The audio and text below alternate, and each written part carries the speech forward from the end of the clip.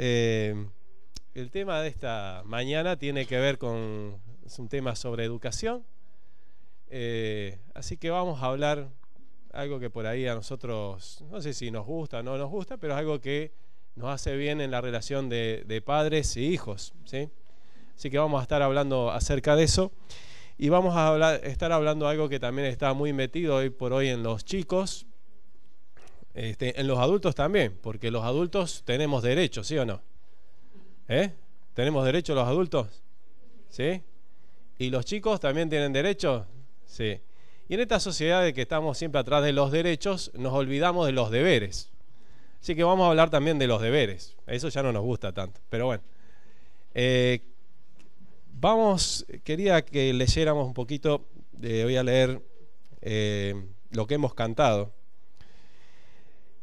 Una frase que por ahí cantamos siempre y la tenemos guardada, ¿no? Su santa ley, como dice el coro, su santa ley obedezco por fe. Su santa ley obedezco por fe, ¿no? Y feliz para siempre con Jesús estaré. O sea que si obedezco la ley, dice que voy a estar con Jesús y siempre, no solo que voy a estar con Jesús triste o amargado, sino que voy a ser feliz. Pero hay otra cosita que hemos cantado que por ahí quería que tengamos en cuenta. Es la última estrofa. Dice: fiel amigo él es, sentaréme a sus pies y a su lado el camino andaré. Lo que él diga, haré, y donde él quiera, iré. Sin temor, obedezco por fe. Esta partecita es media dura, no sé, pero tiene que ser así, ¿no? La obediencia tiene que ser una obediencia por fe, una obediencia por amor.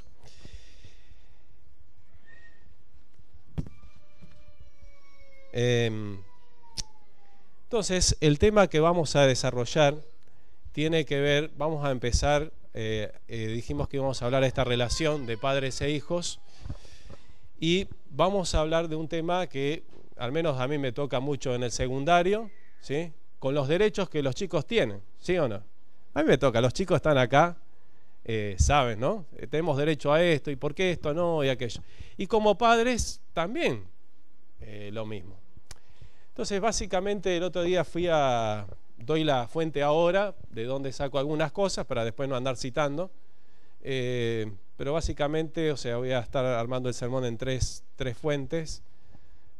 Una es de Sinai, que fui a una charla de esta semana. Sergio Sinai, no me acuerdo bien el nombre. Sí. Estuvimos escuchando un poquito de él. Otro es Viktor Frankl, que yo ya tenía el libro de él. Y obviamente la otra fuente que vamos a estar hablando acerca de la Biblia. Entonces, una de las cosas que nosotros debemos y que vamos a ver ahora en la Biblia, en el libro de Génesis, podemos ahí abrir la Biblia, en el primer capítulo, vamos a estar hablando acerca de cuando Dios crea al hombre. O sea, cuando Dios crea al hombre, le da ciertos deberes para hacer, ¿sí? Y ahí quiero que nosotros nos centremos en esto.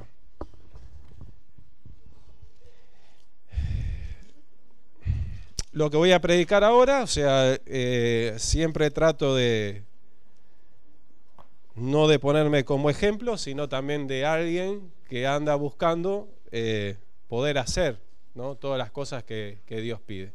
Con mis falencias, con mis errores, como creo que todos, si somos seres humanos, podemos equivocarnos, pero el asunto es poder seguir adelante. Entonces, en el capítulo 1, versículo 26, dice que Dios hizo al hombre, ¿no? No nos pusimos de acuerdo con la historia de niños, pero estamos en eso. Y tampoco nos pusimos de acuerdo con que Florencia nos acompañara, ¿no? Haciendo representación a la parte joven o a la educación, ¿no? De parte de la institución que hoy estamos trayendo el tema. Y para mí es un placer así que me esté acompañando, ¿no? La parte del secundario, porque a veces uno en el secundario siempre anda, ¿no? Dando órdenes o tratando de hacer que la ley se cumpla, ¿no? Bueno, ya cuando es sábado uno descansa, ya no trabaja, Capítulo 1, versículos 26. Cuando Dios hace al hombre, dice que lo hizo a su semejanza. Y lo hizo para que señorease en los peces y en las demás cosas. O sea que el primer o uno de los primeros deberes que Dios le da al hombre, o sea, Dios lo hace al hombre, pero le da un trabajo, y ese trabajo, ese deber que el hombre y mujer, que tiene que cumplir es señorear, es administrar. Lo vamos a ver en el versículo 28, que le dice también otro de los mandamientos, otro de los deberes que el hombre tiene que cumplir. Dice acá, fructificad, multiplicaos, llenar la tierra, sojuzgarla, señorear. O sea que el deber, cuando Dios hace al hombre, le da deberes para hacer. Le da deberes que tiene que buscar una pareja, ¿sí? Le da deberes que tiene que administrar la tierra, que tiene que sojuzgarla, que tiene que administrarla. Dios le da deberes, y esto es lo que me llama a mí la atención. Le da deberes o le da cosas para hacer, y no le da derechos. O sea, no está hablando acerca de los derechos que siempre peleamos de los derechos. Los derechos están bien, pero los derechos van a venir como consecuencia de lo que vamos a ver. Los derechos vienen como consecuencia de cumplir esos deberes, ¿sí? Sigamos leyendo un poquito más, algunas otras cosas. El capítulo 2, versículo 15. A ver, bueno, leo el 8 y el 9, que lo vamos a citar después, pero y Jehová Dios plantó, dice, un huerto en el Edén y puso allí al hombre que había formado. Jehová hizo nacer de la tierra todo árbol delicioso a la vista, ¿no? Y lo puso al hombre entonces en ese huerto. El versículo 15, 2:15, dice lo siguiente: tomó pues Jehová a Dios al hombre y lo puso en el huerto del Edén. ¿Para qué lo puso ahí? Para que lo labrara y lo guardase, ¿sí? Y también en el versículo 16 y 17, o sea que el hombre tenía derecho a ¿qué? Tenía el deber de ¿qué? De labrar el huerto, de cuidarlo y de guardarlo. Me pregunté, ¿guardarlo de qué en un mundo que es perfecto? La única explicación que yo puedo ver es de guardarlo del mal, ¿no? Porque en ese lugar estaba el árbol del bien y del mal, y era el único lugar que sabemos nosotros que podía ser tentado o podía ingresar el mal a este planeta. Entonces tenemos acá que el hombre, Dios lo pone ahí para guardar ese lugar. Y mandó Jehová Dios al hombre diciendo: de todo árbol del huerto podrás comer. ¿Cuál es el deber que Dios da? Coman de todo. Ese es el deber de ustedes, comer todas las frutas, las semillas. Pueden comer de todos los árboles, menos de uno. El deber de ustedes es también no comer de ese árbol. O sea, tengo deber de comer todos los otros frutos y tengo el deber de no comer de ese árbol. Y entonces vamos a ver cómo estos deberes se transforman en derechos, ¿sí? Ya que nos gustan a nosotros los derechos, los deberes no nos gustan tanto. Capítulo 3, versículo 2 y 3, ahí viene la serpiente. Yo no me voy a detener, o sea, quiero que veamos este aspecto solo del deber y el derecho y no los otros aspectos que ya ustedes ya los conocen. Viene la serpiente, que es Satanás, que está ahí, y entonces el 3, capítulo 3, versículo 2, fíjese, vamos a leer la preguntita que le hace la serpiente, ¿no?, a Eva. ¿Con que Dios ha dicho no comáis de todo árbol del huerto? Y fíjese lo que responde la mujer. La mujer respondió a la serpiente: voy a ponerlo así de esta forma, es nuestro derecho comer de todos los frutos y de todos los árboles que están en el huerto. Entonces, Dios le da deberes al hombre, pero esos deberes, cuando yo los cumplo, se me transforman en derechos. Y entonces vamos a ver, de acuerdo a lo que hemos visto, por algo al menos que yo pude ver así a simple vista, vi que nosotros, entonces, si yo cumplo la obligación de estos deberes, espero que me estén entendiendo, ¿sí? ¿Sí? ¿Me estoy explicando? Cuando yo cumplo estos deberes, vienen a mí consecuencias que se transforman en derechos. Y entonces vamos a ver en esos deberes que Dios le da a la raza humana los derechos que ellos llevaban implícitos. Entonces le da el derecho de administrar la tierra, ¿sí? Porque lo puso para sojuzgar la tierra. Le da el derecho de alimentarse. Le da el derecho de tener una habitación porque lo puso en el huerto. Un lugar le dio preparado para que él habitara ahí. O sea que el ser humano tiene derecho a una habitación. Le dio el derecho a trabajar porque lo puso en el huerto y dice tenés que trabajar. Era un deber, pero ahora es un derecho a trabajar. Y también le dice, le pone el derecho, y no sé si nos gusta o no, a respetar. Así lo puse yo. Porque cuando le dice de todos podés comer, pero de este no, me está implicando a mí que tengo yo un derecho a respetar lo que es del otro y que no es mío. Es un deber, pero el respeto pasa a ser un derecho nuestro. Pasa a ser un derecho, cosa que por ahí a veces nos olvidamos, ¿no?, de respetar. Los chicos, ustedes los padres ya saben y los chicos también saben, ¿sí? Por eso me alegro que esté Florencia. Los chicos siempre piden derechos, ¿sí? Siempre piden derechos. Pero yo tengo derecho porque el derecho del niño, porque esto, que el otro. A veces yo voy en el secundario y quiero que entren adentro del aula, ¿sí? Y le pongo la mano y dice, no me podés tocar. ¿No? Tengo derecho a... Una cosa es la violencia y demás y otra cosa es esto, ¿no? Entonces hay derechos bien plantados. Pero antes que existan los derechos están los deberes, las obligaciones. Cuando cumplimos los deberes, cuando cumplimos las obligaciones, vienen esos derechos. O esas obligaciones se transforman en derechos. ¿A dónde voy con todo esto? Y ahí salto a otro tema que está relacionado, que tiene que ver con la libertad.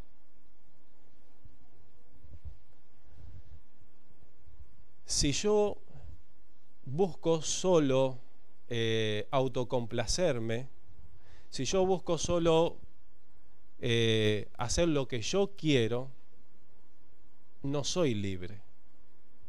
Voy a empezar a ser esclavo de mis deseos y voy a empezar a ser esclavo de aquellas cosas que me gustan.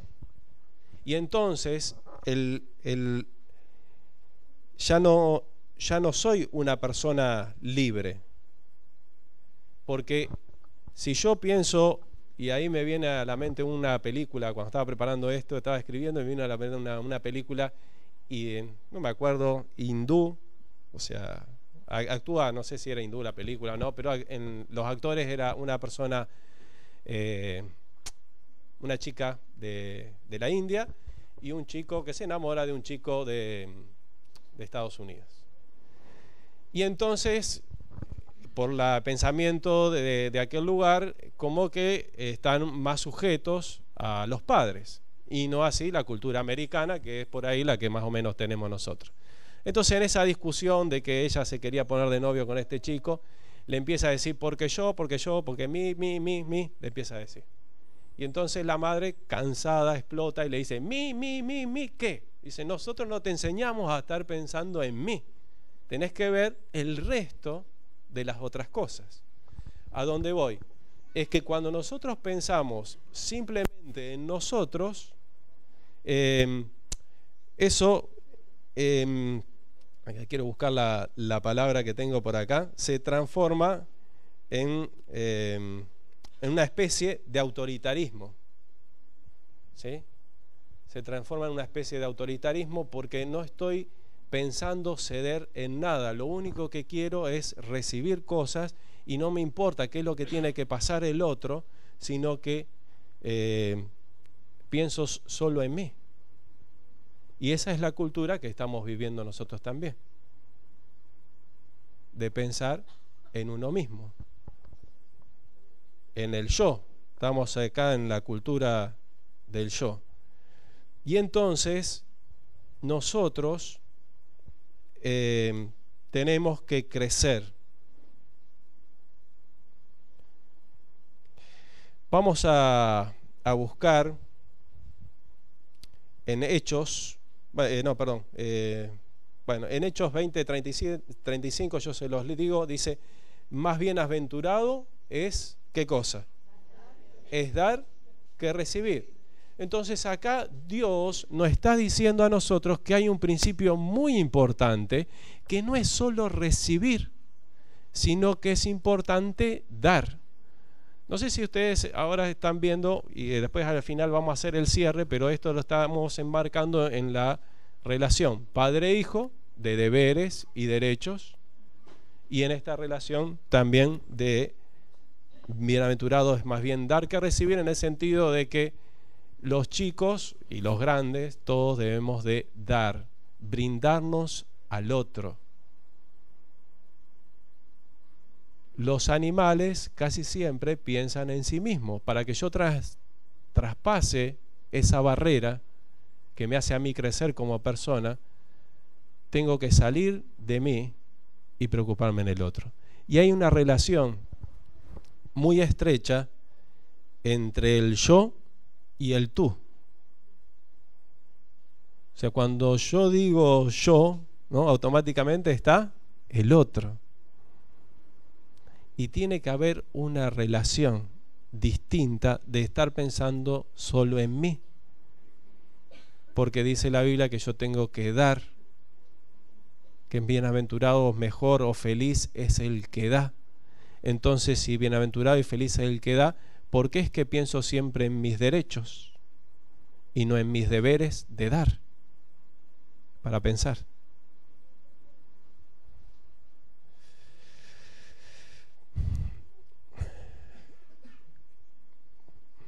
Voy a leer de acá, en relación a esto,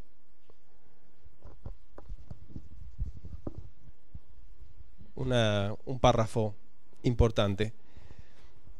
Dice, sabe que precisamente en la medida en que se olvide de sí mismo, o sea, si una persona se olvida de sí mismo, será capaz de ser más sincero consigo mismo. Y el hombre se olvida de sí mismo cuando se da a sí mismo, sea el servir a una causa que está más allá de sí mismo, sea amando a otra persona diferente a sí mismo.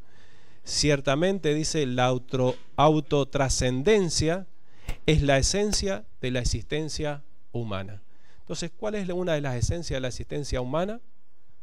Cuando yo pienso en el otro, cuando yo amo a mi prójimo, cuando yo veo que es más bien es ser aventurado el que da que recibir. Eso lo escribe alguien, ¿sí? Puede ser que sea cristiano o no, pero lo escribe un psicólogo o psiquiatra, ¿sí? Bienaventurado es dar, y la trascendencia del hombre está cuando pienso en el otro y no pienso en recibir. Entonces, cuando nosotros hacemos esto, cuando yo trasciendo pensando en el otro, empiezo a darle sentido a mi vida. Y le empiezo a dar sentido a mi vida en tres cosas. Tres cosas puedo hacer para buscar sentido a mi vida. Una de las cosas podría ser el tener un trabajo y tener el deber de cumplir ese trabajo. Esa es una forma de dar sentido a la vida de cada uno, porque bueno, tengo este trabajo, me gusta y cumplo ese trabajo y me da sentido, me da satisfacción. Otra de las cosas o el otro punto que podemos tener para que nos dé sentido a la vida es cuando tenemos una relación con otra persona, ¿sí? Cuando sentimos amor, o más bien que sentir amor, para no decirle esa palabra sentir que se puede malinterpretar, cuando brindamos amor a otra persona. Entonces ahí también crecemos y podemos dar sentido a la vida. Pero una de las cosas más importantes que puede dar sentido a nuestra vida es cuando vienen los problemas del dolor, la muerte, ¿no?, o la culpa, cuando el ser humano se encuentra ante una encrucijada que no tiene salida. Momentos duros, difíciles, que por ahí alguno ha pasado, que son difíciles de enfrentar y que hacen y que exigen y hacen que esa exigencia del ser humano trascienda la barrera de de lo humano y que lo obligue a crecer. Que lo obligue a ese humano cuando está pasando la pérdida de un ser querido, cuando está pasando por alguna aflicción, alguna culpa, alguna macana grande que ha pasado cuando era chico, lo que sea, que lo obligue cuando está metido ahí en el pozo de la desesperación, de la ansiedad, de lo que sea, que lo obligue cuando mira hacia arriba y ve ahí arriba una mano de Dios, lo obligue a agarrar esa mano, ¿no? La mano derecha de Dios, que dice yo te ayudo, y te saca de ahí. Entonces el ser humano empieza a tener un sentido a la vida superior, porque no se rebaja a lo de lo animal, a de lo humano, a de lo simplemente deseos, sino que crece y se eleva a la medida del Creador.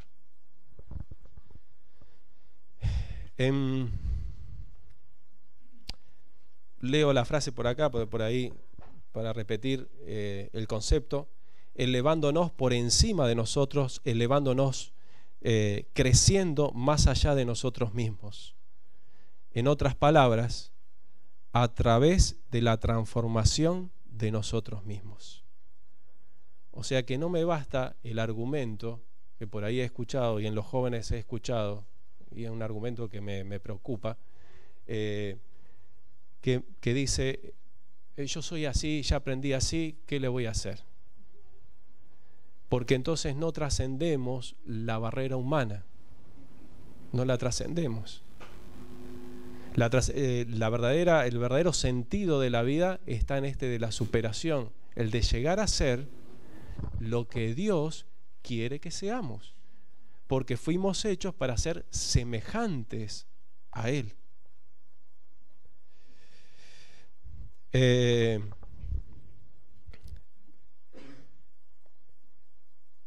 Me gusta pensar en este pobre Pedro que siempre le echamos la culpa de todo. Porque lo vemos ahí y lo criticamos mucho porque, bueno, negó a Jesús y eso que Jesús le dijo, igual lo hizo igual. Y no se dio cuenta la primera vez que cantó el gallo, sino que siguió haciéndola. Pero me gusta pensar en este relato que aparece ahí, que es cuando lo ven. ¿Sí? ¿Se acuerdan cuando está ahí en el fuego, qué sé yo, calentándose, buscando un poco y ver al maestro de lejos? Y le dicen, tu manera de hablar es semejante a la de ellos. Y me llamó la atención cuando agarré la frase, porque yo quería hacer énfasis en lo semejante, pero ahora voy a hablar en eso de ellos. Me llamó la atención, porque esa palabra ellos no dice, tu manera de hablar es igual o semejante a la de Jesús, sino que es semejante a la de ellos. Quiere decir que, o le está diciendo en otras palabras, o quiero entender así, que si le dice, mira, si tu manera de hablar es igual a los discípulos de Jesús, vas a correr la misma suerte que Jesús. Pero lo que me gusta de este Pedro, que aunque había negado a Jesús varias veces ahí en la cruz, con todo, aunque él dijo que también dice empieza después a decir alguna mala palabra, alguna cosa, pero dice, tu manera de hablar te delata. Qué lindo que la gente nos confunda a nosotros, que piense que somos semejantes a Jesús. Y eso es lo que creo que la gente necesita. Y también creo, ¿no?, que eso es también lo que nuestros hijos necesitan.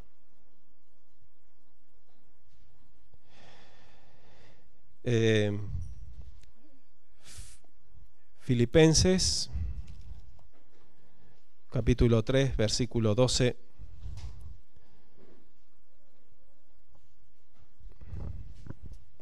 Está hablando acerca del sentido de la vida y dice ahí, no que lo haya alcanzado ya, ni que ya sea perfecto. O sea, no soy perfecto, no es que lo haya alcanzado, sino que lo que hago, prosigo por ver si logro hacer aquello por lo cual fui también nacido por Cristo Jesús. Hermanos míos, dice, yo mismo no pretendo haberlo ya alcanzado.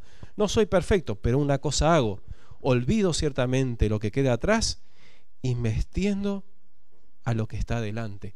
Prosigo a la meta. ¿Cuál es el sentido entonces de la meta humana? ¿Cuál es el sentido del ser humano? Es llegar a ser semejante a Jesús, alcanzar aquello por lo cual yo fui formado.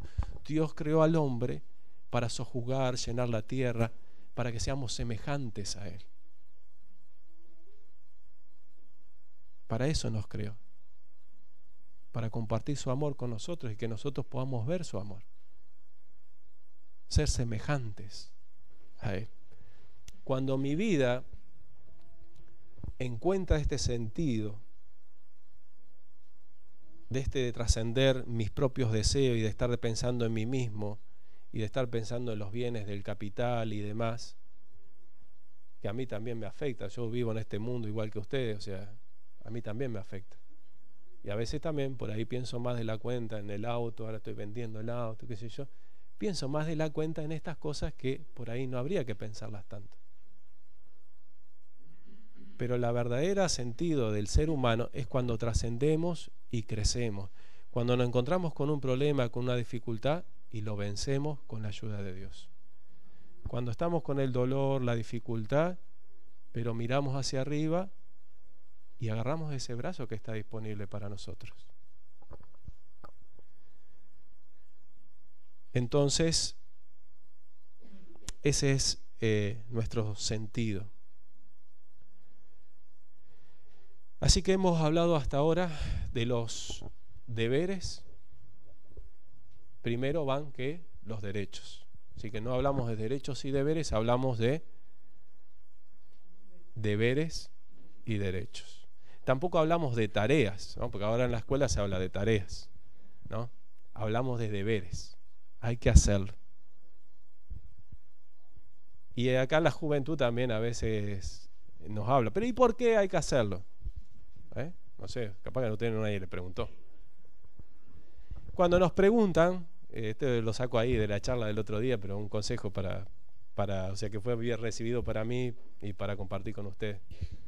Cuando nos preguntan, dice, nosotros tenemos que dar todas las razones habidas y por haber, todas las que hay. No es que hay que decir, no, porque soy tu padre, vos tenés que obedecer y ya está. No, hay que dar todas las razones. Y decía este señor, y lo último que hay que decir como un argumento, como una razón, y porque soy tu padre. Esa frase me gusta a uno de los padres que están acá. Pero él decía, sí, algunos se ríen porque... Pero él decía que nunca empecemos a hacer un argumento al revés. Porque soy tu padre, tenés que obedecer y se acabó. Primero van las razones. Y el último argumento sería ese. Entonces, ahora, nosotros, seres humanos creados por Dios, vamos a abordar ahora este punto hacia los hijos y vamos a tratar, y los dejo para masticar todo esto a la tarde en su casa cuando se vayan, ¿sí? Para armar todas las piezas de rompecabezas porque no tenemos el tiempo necesario. La relación padre-hijo es una relación distinta a cualquier otra. Las relaciones, cuando nosotros tenemos relaciones entre cuando vamos a la escuela, tenemos relaciones entre iguales, entre pares, ¿sí? A medida que van creciendo ya no se relacionan por ahí con los de la primaria, sino que se relacionan ya con los adolescentes, ¿no? Con los del secundario, y entonces después cuando ya son adultos se relacionan con sus amigos, con sus compañeros. Pero siempre la relación entre amigos, compañeros de trabajo, siempre la relación es entre iguales. La única relación que es diferente y que se necesita que uno crea al otro es la de padre a hijos. Es cuando alguien crea al otro para que se produzca la relación padre e hijo. Por eso es la importancia de ser padres. Porque amigos, alguno dice que no quiere ser padre, que quiere ser amigo de los hijos. Pero amigos hay muchos. Y padre, no sé si hay uno solo, podía haber dos, ¿eh? Hay uno solo, ¿sí? Padre, madre, ¿no? No hay más. Entonces la relación no puede ser la misma de una amistad. El padre tiene que hacer sus límites, cumplir con los deberes, enseñarle, castigar, qué sé yo, no digo castigo corporal también, pero marcar un camino. Y el hijo entonces tiene que cumplir sus deberes. Ahora, hemos visto que esta relación es especial porque está el padre que toma la decisión de crear. Conscientemente, algunos, inconscientemente otros, ¿sí? O por casualidad otros, como sea. Pero es la relación donde uno crea al otro, que no se da en otro lado. También en los hijos del corazón. Porque yo decido traer a esta persona, la decido traer a mi vida. La adopto o hago esto o lo otro, pero yo saco a aquella persona y la decido traer y hacerme cargo de ella. Y en este sentido también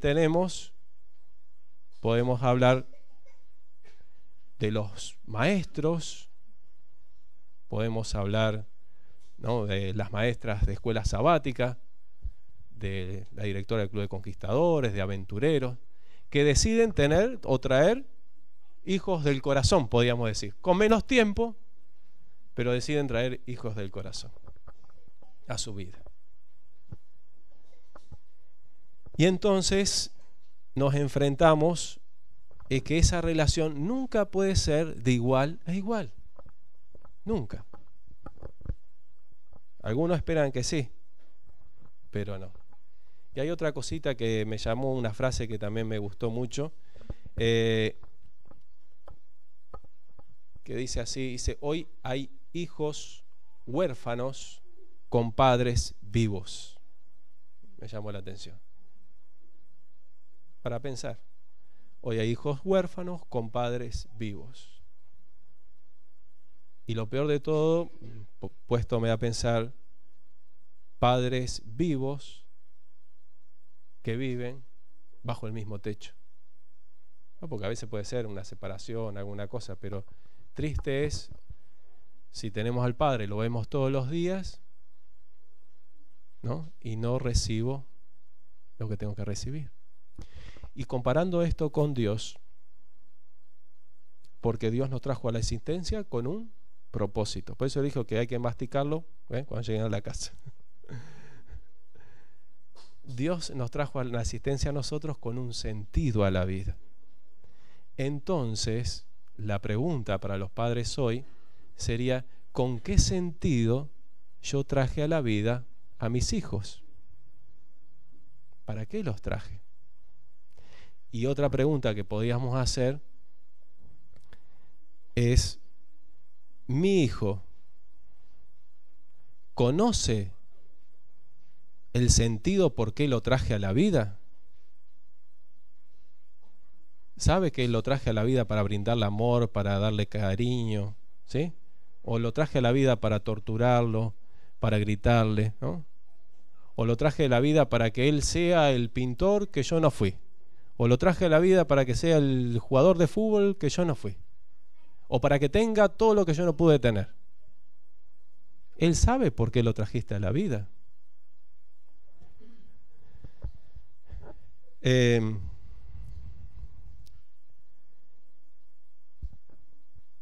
El padre tiene que responder con hechos por qué lo trajo.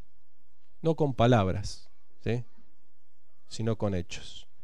Y de paso, Dios a nosotros también nos trajo, o sea, nos demostró con hechos que me amó.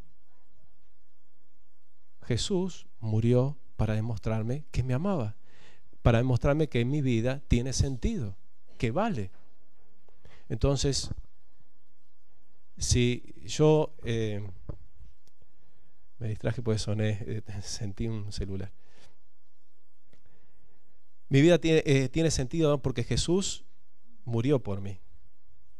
Entonces el hijo tiene que saber que mi padre me trajo para que, para amarme, para cuidarme, porque me quiere.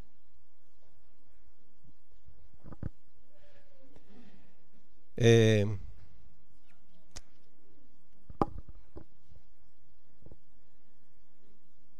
lo último que quiero mencionar tiene que ver con los valores. Hoy está en boga este tema de los valores, ¿sí? Los valores, a veces yo por ahí he pensado siempre que hay que recortar un montón de cosas, ¿sí? Que no vean esto, que no vean la TV, que no vean aquello, lo otro, porque esto hace mal, hace lo otro mal. Y está mal siempre, hay cosas por todos lados, siempre se mete alguna cosa. Pero los padres son los encargados de inculcar los valores a los chicos. No es la escuela, ¿sí? La escuela tiene su función. Si los profesores, maestros que están en esa institución tienen valores, los van a transmitir. Pero los valores no se transmiten en un discurso. Los valores se transmiten con acciones. Entonces, si yo salgo ahora del sermón, ¿sí? Llego a casa, yo quería terminar temprano, pero el tema era largo, y empiezo a criticar al predicador, a lo que sea, o a criticar las cosas de Dios, entonces el valor que le estoy enseñando a mi hijo es criticar. Si yo cruzo los semáforos todos en rojo y ando desobedeciendo las leyes de tránsito, entonces le enseño a mi hijo el valor de desobedecer y no atender a las señales. Si yo a mi hijo le enseño que Jesús es así, ¿verdad? Que Dios es amor y que nos perdona y que todo, y después en la casa ando gritando, me saco de sí y demás, entonces a mi hijo le enseño el valor de ser así. El hijo aprende por lo que el adulto le enseña.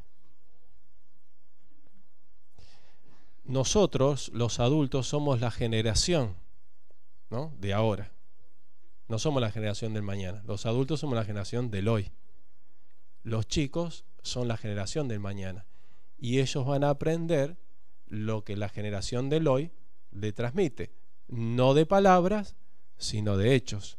Y de paso ese es un tema, a veces, con esto de Dios, de buscar verdaderos cristianos. Porque decimos ser una cosa que no la somos. Por eso lo importante es ser.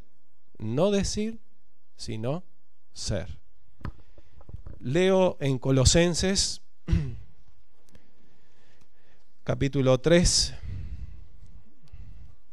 versículo 20-21. Hijos, obedeced a vuestros padres en todo, porque esto agrada al Señor, ¿no? Está el deber de obedecer. Y también que dice ahí para los padres: padres, no exasperéis a vuestros hijos. Y ojalá que nosotros no lo exasperemos, que no seamos piedras de desaliento, de decirle que somos una cosa y somos otra. El deseo para mí en esta mañana es que los chicos, más allá de esto de los derechos, puedan obedecer, pidiendo los argumentos que haya que pedir y el padre exponiendo los argumentos que haya que exponer.